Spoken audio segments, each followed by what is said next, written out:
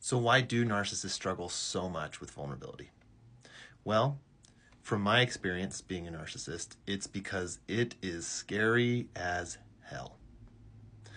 And it's not just me. In my support groups with hundreds of narcissists, every time the word vulnerability comes up, it's like taking the air out of the room. It is so uncomfortable for a narcissist to feel this. I have one client who made a mistake, knows he made this mistake with his wife, and he can't tell her about it. He's struggling so much to tell her about this mistake because it feels like he's going to die if he tells this to her. And as we dug deeper, we could see that the household that he was raised in was extremely critical.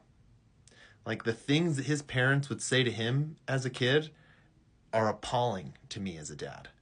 And in fact, every single one of my clients, when you get to know where they came from, it's like not a surprise that they have deep emotional problems, that they have a personality disorder. And this is where narcissistic rage comes from, is they're trying to block you from getting too close to that vulnerability. It's as if when they were children, something told them that this piece of them is dangerous. If this gets seen by mom and dad, I will be cast out, I'll be alone in the wilderness, and I'll die. Again, this is the monkey brain thinking, right?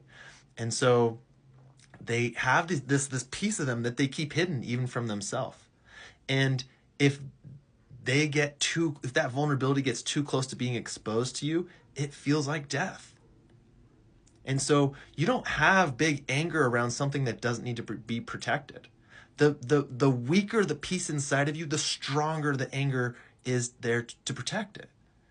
So this is where narcissistic rage comes from, is because really underneath all of it is a deep-seated vulnerability that if they expose to the world, they're scared that they might die. Now, this doesn't excuse their behavior. Like, if you're a narcissist, you have to learn how to be vulnerable.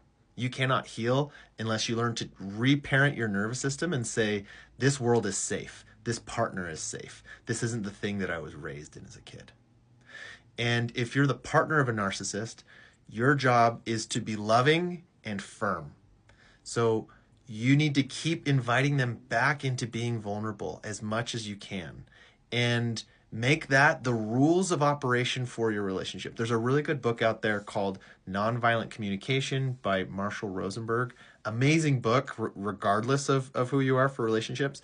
But for narcissists, it's extremely good because the rules of the game become you need to vulnerably express your needs.